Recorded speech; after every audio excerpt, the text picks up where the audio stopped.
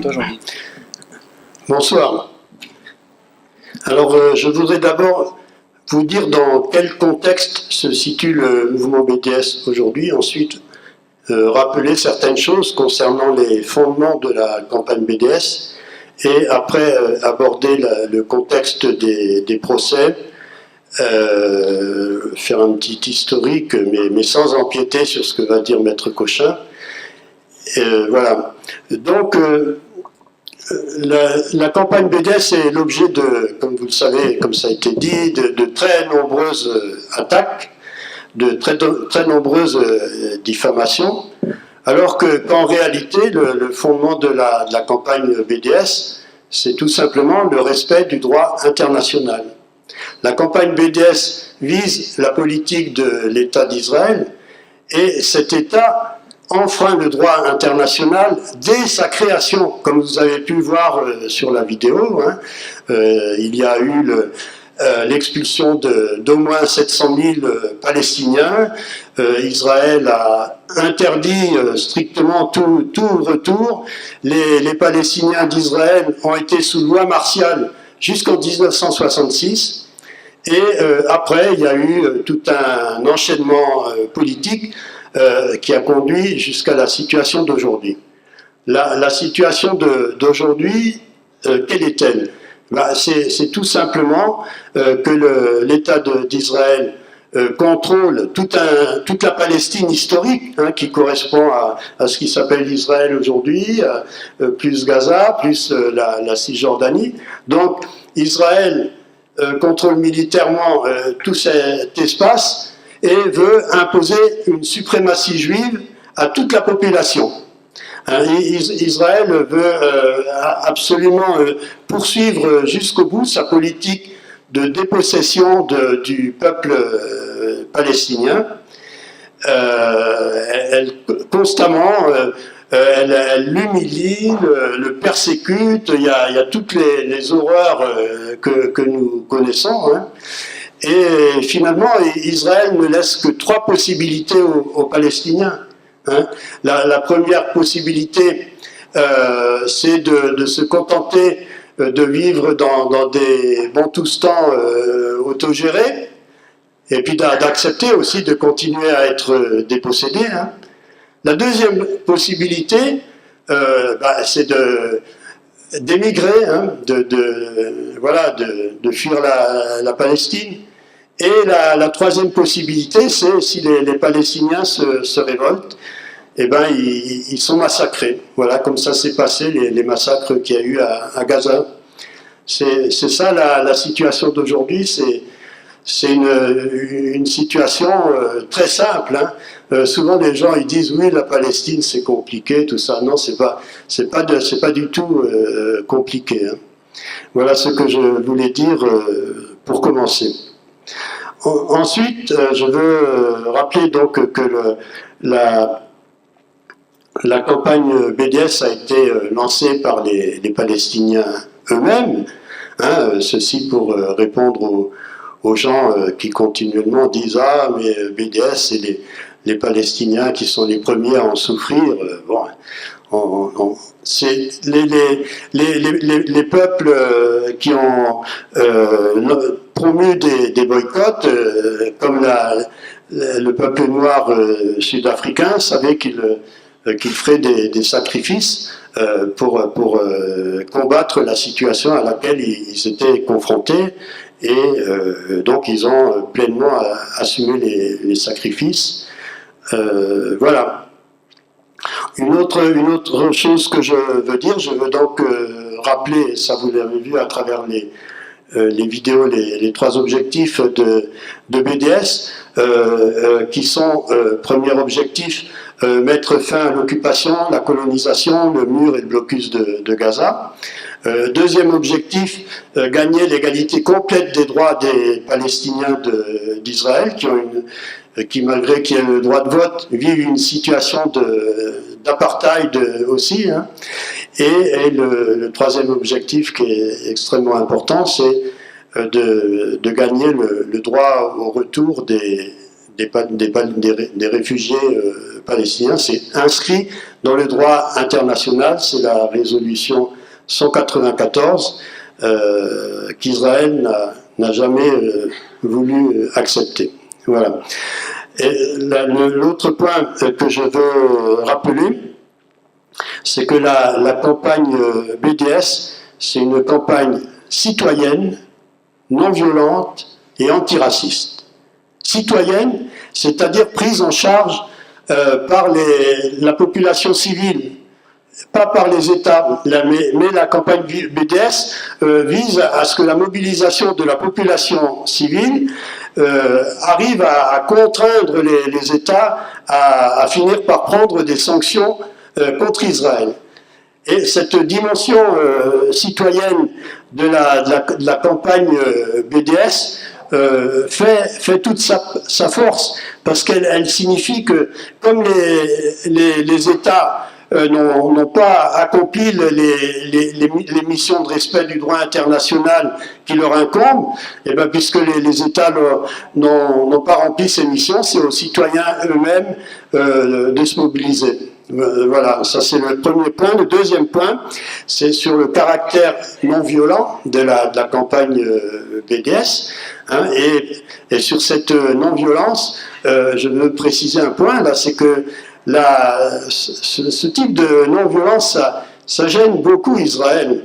Hein, Israël souvent préfère avoir affaire à des résistances violentes. Je ne condamne pas les résistances violentes, hein, mais je dis par rapport à BDS. C'est que Israël, quand Israël a affaire à une résistance violente, eh ben, il sait quoi faire, il met en place une violence encore plus grande pour chercher à écraser encore plus les Palestiniens.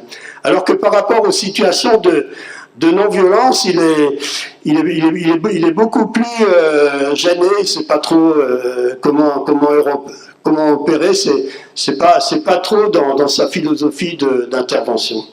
Et la troisième dimension de BDS, c'est que BDS est antiraciste, contre le racisme anti-arabe, contre l'islamophobie et contre l'antisémitisme aussi. Il y a un nombre significatif de juifs de par le monde qui ont rejoint la campagne BDS, dont l'Union juive française pour la paix dont je fais partie, mais dans tous les pays où il y a des populations juives, il y a des groupes qui soutiennent le BDS. Donc ça, cet antiracisme, c'est un point fondamental également dans la nature de la campagne BDS, aussi pour répondre à toutes les saloperies déversées par les sionistes qui nous accusent de racisme anti-juif, etc. C'est quand même quelque chose de très simple de ne pas confondre l'antisionisme et l'antisémitisme. L'antisionisme, c'est de se mobiliser contre un régime d'apartheid, contre un certain type de régime colonial, de même qu'il est tout naturel d'être anticolonialiste, voire d'être anticapitaliste. Il est tout naturel d'être contre ce colonialisme particulier qu'est le sionisme. C'est ça l'antisionisme, et ça n'a pas à voir avec l'antisémitisme. Voilà.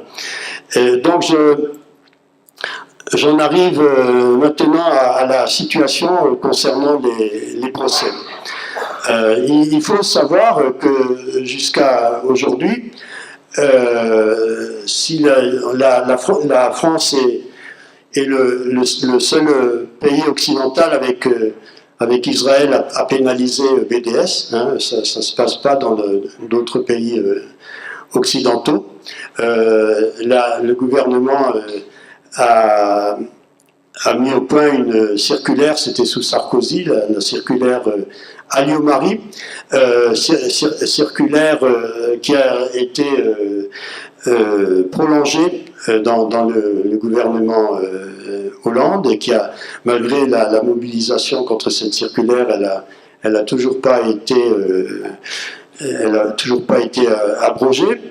Et donc cette circulaire recommande au parquet de poursuivre les militants BDS et prétend, et c'est tout à fait diffamatoire, que les militants BDS appelleraient à boycotter des produits cachers, alors qu'on n'a jamais dit ça. On distingue entre un produit israélien et un produit kasher qui serait fabriqué en France ou ailleurs qu'en Israël. Voilà, donc il y a ce contexte-là en France, mais ça ne signifie pas pour autant que la majorité, jusqu'à aujourd'hui, que la majorité des poursuites contre des militants BDS a fait l'objet d'inculpation.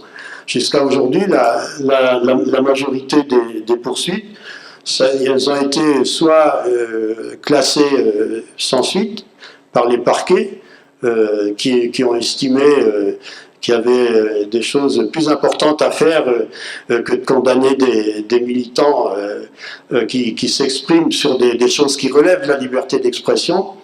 Et il y a eu aussi un nombre significatif de relax. Hein. C'est quand même, il ne faut pas oublier ce contexte-là, malgré les affaires en cours et les condamnations. Et concernant la condamnation, bon, Dominique Cochin va développer tous les aspects juridiques. Moi, ce que je veux en dire, c'est que le chef d'inculpation, pour tout militant, y compris qui ne connaît pas grand-chose dans le droit, c'est quelque chose qui ne tient pas debout. Hein. Le chef d'inculpation, c'est que ça serait un appel à discrimination contre des produits et contre les fournisseurs de ces produits en raison de leur appartenance à une nation particulière, à savoir la nation israélienne. Alors ce type de chef d'inculpation, vraiment, d'abord il n'y a pas de nation israélienne. Hein, Israël, même la Cour suprême d'Israël en 2013, donc il n'y a pas longtemps, a bien souligné qu'il n'existe pas de nation israélienne. C'était il y avait eu un recours de juifs israéliens qui demandaient à ce qu'ils ne soient plus mis sur leur carte d'identité qu'ils sont juifs. Ils demandaient à être considérés comme israéliens. Il leur a répondu non, pas question. Et d'ailleurs, on comprend très bien qu'il n'y ait pas de nation israélienne, puisque ce que veut Israël, c'est être l'État-nation du peuple juif du monde entier. Hein. C'est-à-dire que les Juifs n'habitant pas en Israël feraient partie d'Israël quand même. Donc voilà. Et puis et aussi Israël, c'est un État qui se fonde sur l'exclusion du peuple autochtone palestinien. Donc la campagne BDS cible un État, elle ne cible pas une nation qui n'existe pas. Par ailleurs, elle cible des sociétés qui commercialisent les produits. Elle ne cible pas les produits en tant que quantité abstraite. Hein, pour gagner des victoires contre cette politique d'apartheid, les victoires, il faut les gagner contre les sociétés qui commercialisent les produits. Voilà, et par ailleurs, la campagne BDS ne cible pas des gens du fait qu'ils seraient israéliens, mais elle cible une politique, elle cible la politique d'apartheid qu'impose le régime israélien. Voilà.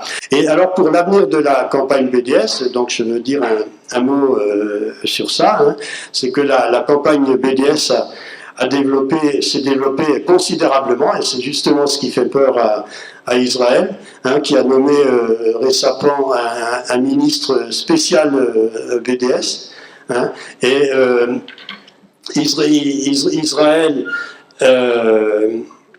nommer aussi des gens qu'elle rémunère pour surveiller les réseaux sociaux, la moindre virgule mal placée sur des pages Facebook.